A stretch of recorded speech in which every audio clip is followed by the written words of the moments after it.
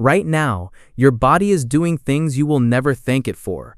But imagine losing them, one by one. Your right arm, withered and useless. Your left eye, gone dark. Your ears, slowly fading to silence. By every rule of survival, you should be dead within weeks. But one man wasn't. His bones are still here. In 1957, an archaeologist named Ralph Selecki was digging in a cave in the mountains of northern Iraq.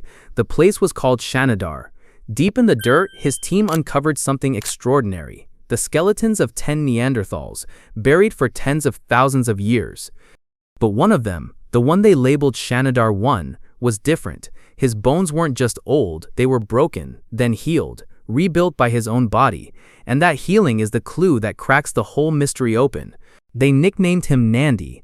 When he died, he was around 45 years old, which is ancient for a Neanderthal, a species that rarely reached 40. But it wasn't his age that stunned the scientists. It was the damage. The left side of his face had been crushed by a massive blow. The injury almost certainly destroyed his left eye. So for years, maybe for decades, Nandy walked through his world half-blind, with a face that had been caved in and then slowly, painfully knitted back together. Then there was his right arm. It had never grown properly. It was thin, shrunken, and weak, and the lower half of that arm, along with his hand, was simply gone. Some scientists believe it was amputated. Others think it withered after an injury and was lost. Either way, Nandy lived for years with only one working arm. In a world where you survive by hunting, climbing, throwing, and fighting, that single fact should have been an immediate death sentence. But it wasn't. His legs weren't spared either. Nandy had a damaged right foot and clear signs of a heavy limp. Arthritis gnawed at his joints, and deep inside his ear canals, bony growths had formed, the kind that can cause serious hearing loss. Put it all together, and a picture appears that is almost impossible to accept. A one-armed, half-blind, partly deaf man, with a limp and a crushed-in face, who somehow kept on living, not for days, not for months, for year after year after year. Here is the part that breaks your brain. Every single one of those injuries shows healing, and bone only heals if you stay alive long enough for it to grow back. You cannot heal a shattered face overnight. You cannot regrow bone around a lost arm in a week. It takes months, sometimes years. And during all that time, Nandy could not have fed himself the way a healthy hunter could, which forces a question that the skeleton itself is practically screaming at us. Who kept this man alive? Think about what survival actually meant back then. No farms, no food stored in a cupboard.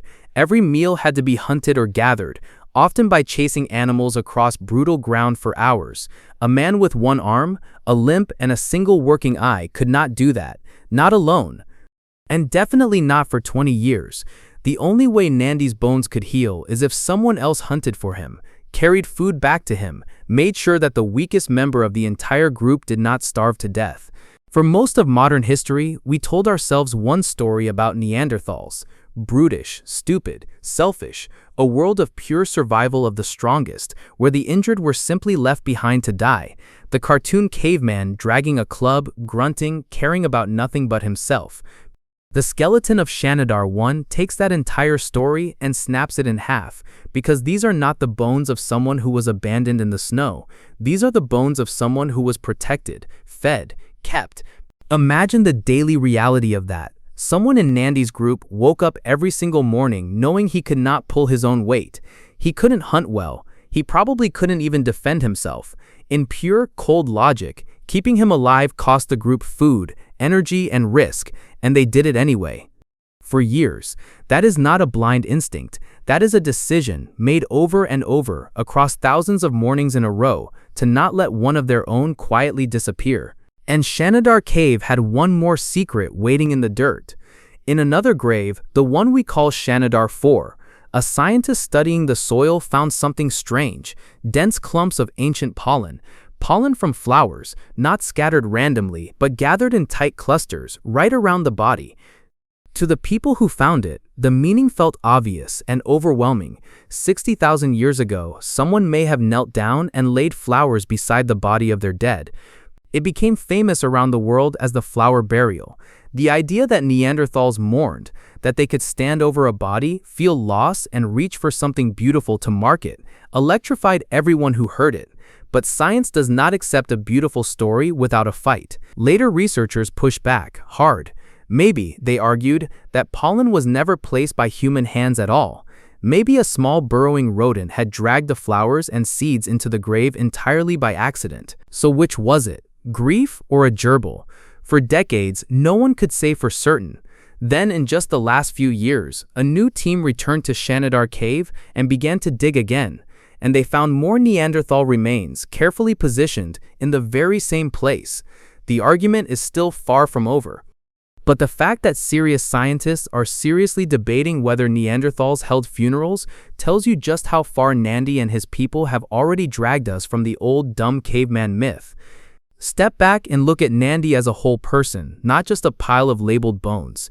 A young man who at some point was catastrophically hurt, a face caved in, an arm lost, an eye gone dark forever.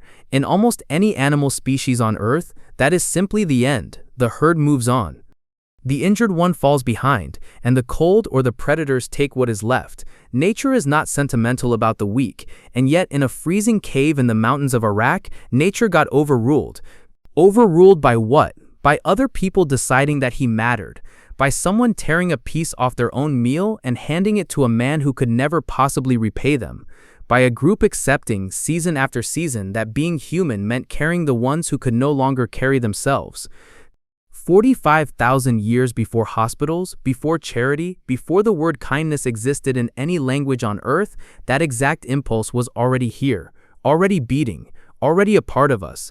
This is why a single skeleton can be more powerful than 1,000 artifacts. A spear tells you they could hunt, a stone tool tells you they could think, but Shanidar 1 tells you something that no weapon and no tool ever could. It tells you that they could care. That deep compassion is not a modern invention, or a side effect of religion, or some lesson that civilization slowly taught us. It is older than any of that. It was sitting there in the bones, waiting, the entire time. And it raises a quiet, uncomfortable question about us. We live in a world with more food, more safety, and more comfort than any humans in history. We have medicine that Nandy's people could not even have dreamed of, and yet we still argue constantly about who deserves help. Who is worth the cost? Who gets left behind? A group of so-called primitive cavemen starving through an ice age winter somehow answered that question more clearly than we sometimes manage to today.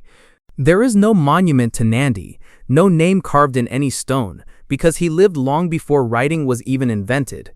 We will never know what his voice sounded like, what made him laugh, or what he saw with his one good eye in those final quiet years. We only know this. He was hurt in nearly every way a human body can be hurt, and he did not die from it, which means that somewhere in that cave, surrounded by the very people we were taught to call savages, he was loved. His story ends the way it began, under stone.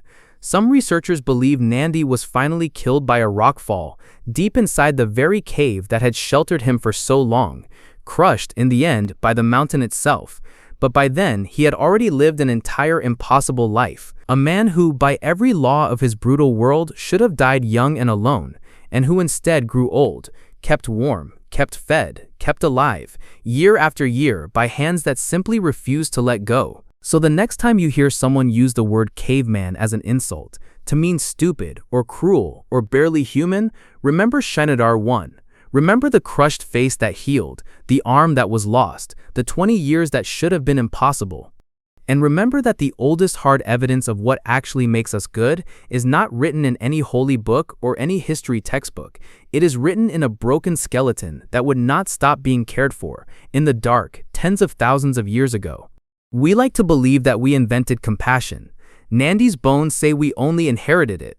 If a half-blind, one-armed man could be carried through 20 winters by people who owned almost nothing, then maybe kindness is not fragile, and it is not new. Maybe it is the oldest human technology of all. If this story moved you even a little, stay with me a while. There are more forgotten people still buried in the dirt, and every single one of them is quietly waiting to tell you who we really are.